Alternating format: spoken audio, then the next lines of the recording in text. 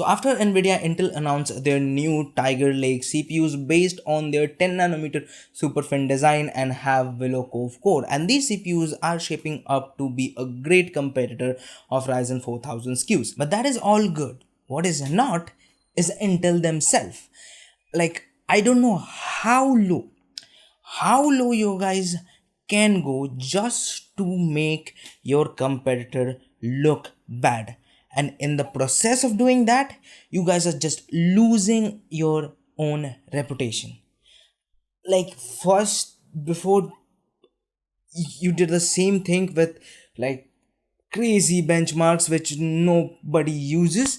Now your whole event was not about your new CPUs but about real world benchmarks, like your class, like what you guys classify as real world benchmark, and your competitors CPU Ryzen 7 4800U. Most of the time the reps are coming here and like, it's better than Ryzen 4700U. It's better than Ryzen 4800U. It's better than Ryzen 4800U. It's Ryzen 4800U. Okay, it's better than Ryzen 47 4800U. What? What is better than Ryzen 4800U? Like, how many times you guys said out loud, well, this is our new CPU?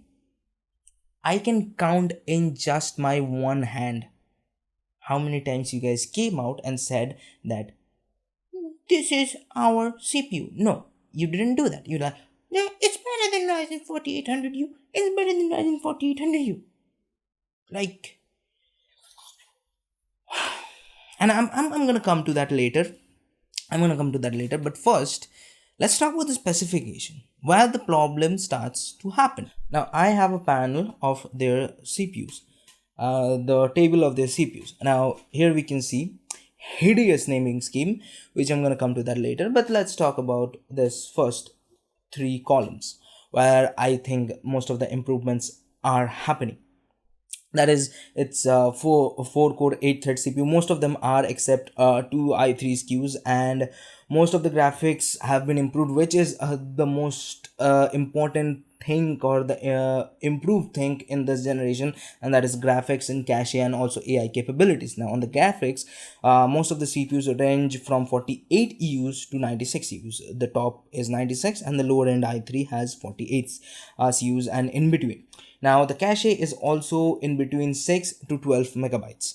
So we got improvement in cache and improvement in graphics. Now after this column, the problem starts to happen. And I'm gonna come to this specific column which I have problem. Now let's talk about the frequency or the clock speeds. Now I'm gonna talk about i7 1185 G7 rate naming scheme. So let's talk about its clock speeds. So it has a base clock of 3 gigahertz, a maximum single core turbo frequency of 4.8 gigahertz, and a maximum all core frequency of 4.3 gigahertz, with the graphics max frequency at 1.35 gigahertz, and it can support memory up to 3200 megahertz. But previously, or how most of the companies measures their CPUs, or the TDP range. We have a TDP range. Okay, every single CPU has a TDP. In here, we are saying operating range, not a TDP. Now, TDP in itself not a good variable to talk about, because AMD and Intel measures their TDP in different ways, but at least we have a number, a exact number that we can talk about. But here we don't have. Here is the i7 1185 G7's TDP can range up to 12 to 28 watts. Now this is a great thing as an architecture, because it's highly scalable from 7 to 28 watts, but 12 to 28 watts. Now what do I mean by that? Well, Let's go to Intel Arc, which is the database of their CPUs, where you can find most of the specifications, older generation, newer generation. So here I have, yes, this is the Arc page. Now let's talk about the CPU specification from Intel Arc of the exact 11 Gen 1185 G7s. It has 4 cores, that's okay. It has 8 threads, pretty good. Now the max frequency here is rated at 4.8 gigahertz. Now that's all okay. Let's come to this line. Configurable TD up frequency 3 GHz. Configurable TDP up is 28 watts. Configurable TDP down frequency at 1.2 GHz and configurable down TDP at 12 watts. So, is that confusing for you? Well, it has to be, because this is a great way of doing marketing, the way that we can sell more CPUs, but it is not a good marketing for the end consumer, because when anybody sees this chart, oh my god, these CPUs are so efficient, so great, 3 gigahertz, and in the other hand most of them say, yeah, these are extremely capable, 7 to 18 watts, 12 watts and stuff. They are not exactly saying, at least in the whole event, that these 3 gigahertz are on 28 watts. It range up to 12 to 28 watts, and the boost frequency 4.3, the base frequency is 3. Give the exact number, say the exact number. You are saying the exact number on the ARC website, but you are not presenting on the event, and not a lot of people goes to your ARC, really not a lot. Even like, I'm sure not a lot of people have the knowledge that Intel Arc is your database of your CPU configuration. Most of the time they go to intel.com, oh, this is a good CPU and that, or they go to reviewers. Now, why I'm so much angry about that? Well, the simple reason is, when you see a CPU or like a laptop, because most of them are going to be in the mobile stuff. So a laptop, you see in a laptop marketing from a specific OEM, they are marketing their laptop which has this specific CPU, which is rated at 28 watts, and they have a base frequency of 3 gigahertz. Now another OEM is marketing another laptop, another version of their laptop, which is different from the others OEM laptop. It's getting confusing, but Intel doesn't have, like, haven't done the justice for us. So yeah, now that OEM, let's see the Y OEM selling that same model but with a lower TDP SKU, lower TDP SKU. So now you have two models with same CPU. It's like not a U version, not a H version. Both names are similar model numbers, but both of them operates very differently, and that going to create a like that's going to create a lot of confusion. A lot of people are going to think, oh, they have same CPUs, this costs a lot lower. Why? Oh, let me get one of those because it's cost lower. They have the same CPU. Well, they have, and most of the time we will be fine with the lower end, but again, there is a slight bit of difference, and it is because of your naming scheme and how you are presenting your CPU. Like, at first I was like, come on man, get rid of that H, U and stuff. It's so confusing, and I was like, they can't make the whole stuff much more confusing than this. Well, Intel can exceed our expectation in the naming scheme. Now let's talk about the naming scheme. So previously we had to have U and stuff.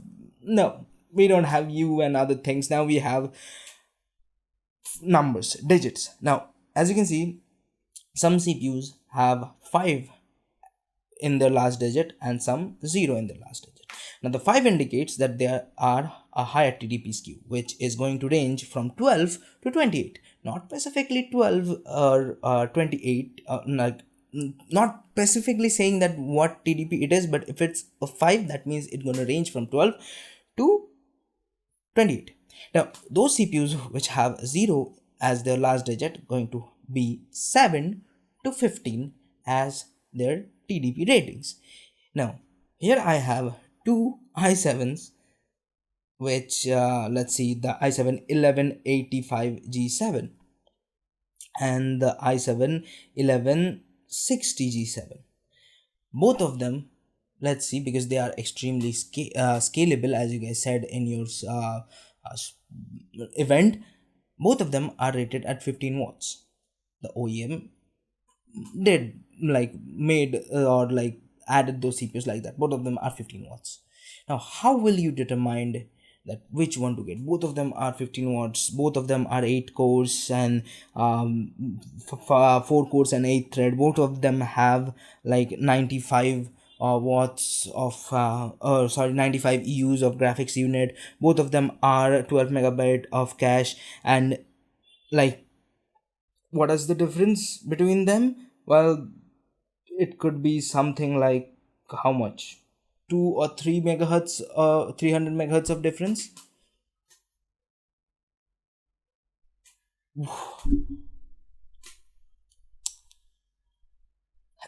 Like, literally I am getting confused just by explaining you guys.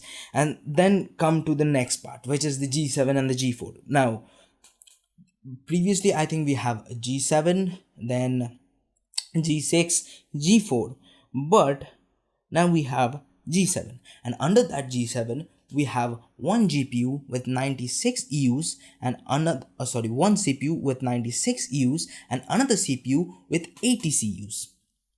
Both of them are G7, and not a lot of people are when they're buying a laptop, oh, I wonder how many EUs have inside this CPU. Most of them are going to look like, oh, this is G7, that means it's a higher end graphics model, right? Well, not exactly, because you have two G7s, one with 96 and another is 80 EUs.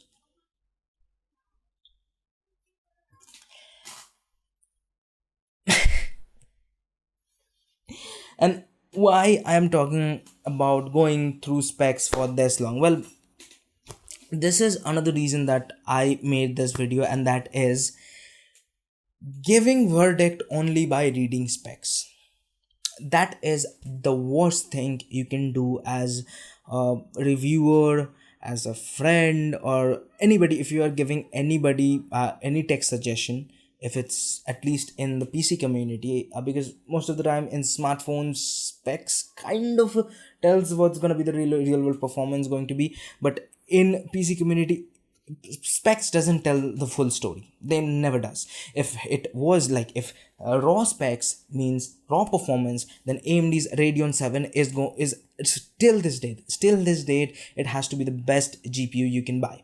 And not only that, the bulldozer FX architecture, it has 8 cores, it can go up to 5 gigahertz with overclock. It was a terrible CPU. It was one of the worst reviewed CPU of all time, but it has 8 cores, it has 5 gigahertz of like overclocked frequency, then it has to be good, right? Well, no, there are architectural difference, and I'm not saying that with their last architecture and this architecture there is no more not architectural difference. Is there are architectural difference. The Tiger Lake is much more efficient, as I can see. Like, they are scalable, they have AI compatibility features. The GPU is much more powerful. Even I can like, the reviews aren't out yet, so I'm not gonna say anything, but who knows, it really could be more powerful than AMD's variant, AMD's Ryzen 7 4800U. So that is the reason I always say wait for the third party reviews, wait for it. And most of the big people, like most of the like reputable people in this industry, like Steve from Game and Access and Hardware Unbox already made their video, and they talked about the same stuff which I'm talking right now. And they talked about the same thing, how bad the naming scheme it is, how bad the marketing it is, and how bad the benchmarking choice they have, or what they classified as real world benchmarks or real world performance scenarios. And I'm going to come to that later. So don't buy anything just on the basis of specs. And I see a lot of people, I'm not naming anybody, but I see a lot of people right now in this community that giving their verdict just by reading those specs. Don't do that. Don't do that. Just don't read specs and tell people, oh, this buy specs, this is better than this, so you buy this. You don't have the product in your hand, you don't experienced it, and you are saying this is better just on the basis of specs. That's how you call, like, you call yourself a reviewer. That's not how stuff works. Go to my channel. If I am making any video about a product, just go to the products, or just go to the videos playlist, like where I put the video. It's definitely going to be in the overview playlist. It's my overview, it's my thoughts, it's not a review, because I don't have the product in my hand. And the second thing is, most of the time I don't talk about the specs. Most of my overviews are around the problem I have seen in the design, the concern I have the product.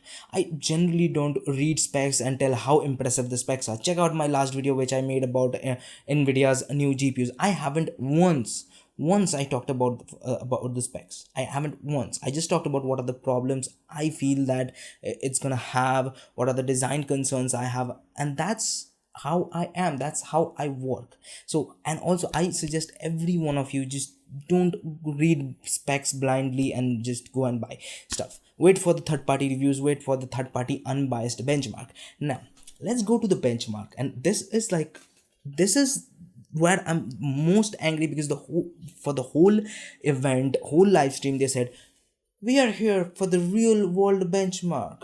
The thing matter is the real world performance. The benchmark, synthetic benchmark, doesn't like really tells what gonna be the real world performance is. But on the other hand, some of your benchmark choice are so poor that, like, in one hand you are saying real world benchmark, and on another hand you are cherry picking some benchmarks that you know that's going to be better than your competition.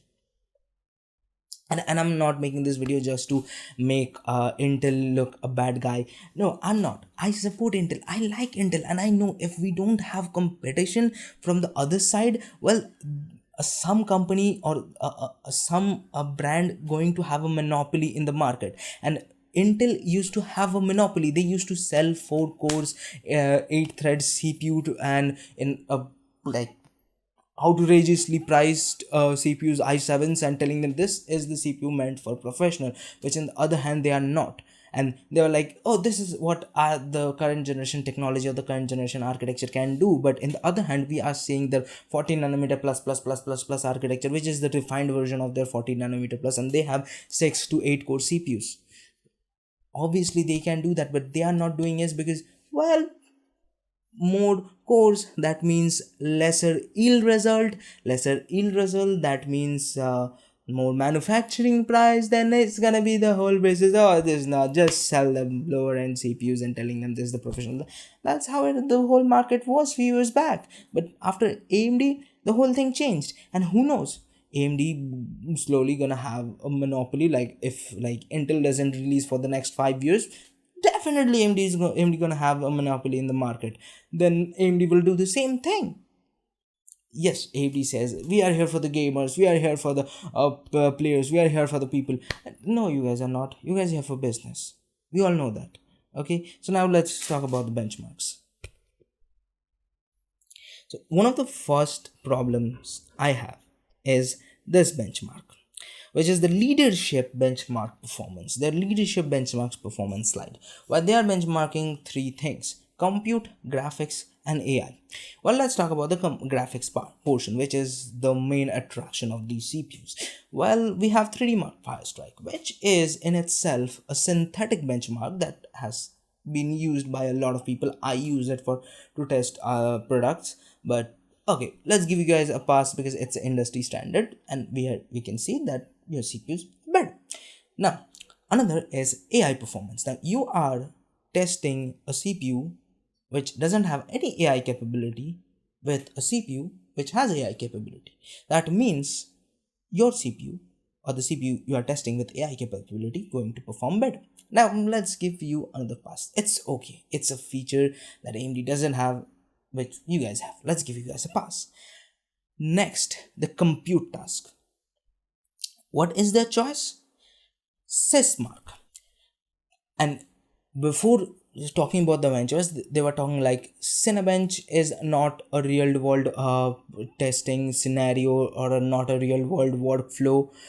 They are not, and I can totally agree. Cinebench is not a real world workflow. It's a synthetic benchmark that emulates or that stresses the CPU the way that a lot of real world workflow do, like Blender, Maya, V-Ray.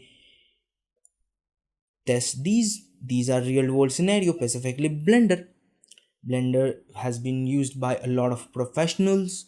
The Blender is used in animation houses, in films. Well, then test Blender. Well, now we are going to test Sysmark. Well, so why do I have problem with Sysmark?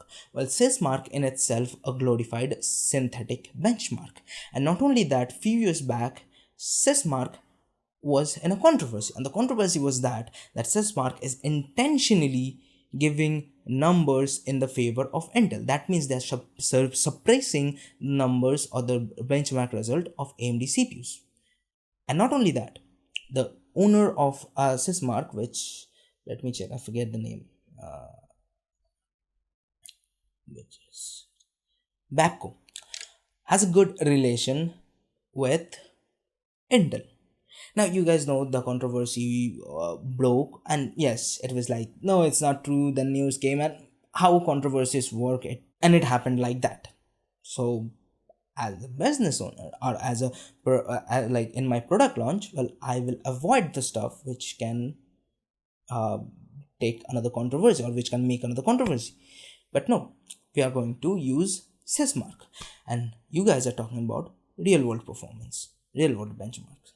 Now, on to the next slide, which is their Premiere Pro side. Now, here we can see we have 2 times better performance.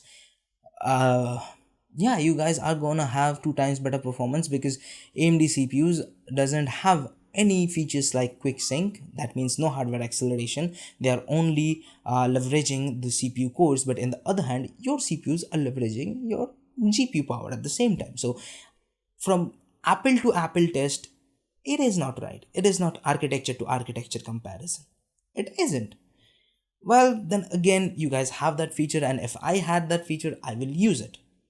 But at the same time, this is neither the problem of AMD's or Intel's. This is the problem of Adobe's optimization. They are like the industry leaders when it comes to the creative suite, but still their optimization is not right. And let's give them a pass. You want to see something that's gonna make you totally angry? Well, let's look at this slide. Here they are testing some leadership real world performance. Here they tested some work related workflow. We have Excel, Word, and PowerPoint, or so both of them, like we have Excel export, chart export, then Word converted to PDF, then PowerPoint converted to PDF, and we can see in every scenario we have a faster CPU from Intel side. And when it comes to the creativity workflow, we have Photoshop, Premiere Pro, and Photo Upscale, which is I don't know what's the name is, like I think the name is, yes, a Topaz Photo AI Upscaler, and in both of them the Intel CPU is fast. Now on the gaming side, yes, again both of them are fast because they are. Okay, I can totally understand that, although wait for the reviews. Now here comes the most angry part, or which makes me angry. We have connect part, and here we are saying the Intel CPUs are 1.5 times faster in benchmark. That's okay. Or like web browsing, that's okay. In downloading part, they are 3 times faster. Why? Because it has Wi-Fi 6.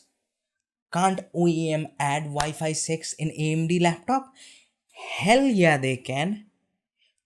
Like, I I I don't know what to say. You just like make a slide where and some feature that we know that people that our competition can add, but let's add it. Let's just add it. Let's just add it. Don't think about anything twice. Let's just do whatever we want, because we used to have a monopoly. People used to blindly trust us, and they do it. Although we have lost every single drop of reputation from them, but yeah, they trust us. No, we don't. Like literally, guys, I love you. I'm literally saying I want you guys to go on the top again, but not this way. Like, what is this flawed marketing? Like, I don't want to use the word manipulation, but and they are not manipulating anybody. That is also true. This is the way they are marketing the CPU. And there is another one, which is just like I just want to talk about this anymore. It's just like I'm like ranting on nothing like that. So here we have a AI based photo workflow where the AMD CPU is much more slower. And first thing, I don't know how many people are using their Wi-Fi. Oh, sorry, the laptop as AI workflow machine. I think nobody. Second thing, why AI photo workflow, man? Why not particle uh, workflow, simulation workflow? Why not those? Why a photo upscaling workflow? And like that is your real world performance. And again, the AMD SKU doesn't have a in AI chip built into them, but your SKU has. Now, why I am talking about SKU? Why I'm not talking about CPUs? Well, I don't know. Like, yes, I can say that AMD CPU because we have the specific AMD CPU that they are comparing. They haven't said I think they said only once. Only once in the whole live stream they said, yes, this is the name of the CPU, which is i7 1185G7. And the whole time they were like, our Intel CPU, our Intel CPU, or the Intel CPU, Intel CPU, Intel CPU, our CPU, better for the competition, Intel better, Intel better, Intel better. Say the name out loud. If you can't say the name, if your executives, if your reps can't say the name properly, how do you expect your consumer would say the name properly? They can't even remember what they have, what generation i5, i7, i3 they have. You are telling them to remember what specific generations, what specific SKU they have. Look, it's a very hot day today, and I'm not in the mood of any more ranting, and my chair is like making sounds very loud, and I have to edit this video, which is gonna be a nightmare for me. So yeah, this is gonna be the end, and at the end of the day I'm just gonna say, just don't buy anything just believing on the specs, neither from Intel nor from Nvidia, and also not from AMD. Nobody, they are not here for the gamers, not here for the people. They are here for business. They are here to make money. They are here for sell their products, and in a way they can go at any far point they can to sell products, and we are seeing an example of that. So yeah, that's it for this video. And if you like the video, hit the like button. If you don't leave it as like, that works for me. And if you want to share this video to your friend who might need this, do it. And if you want to watch more videos from us, you can check this video right here.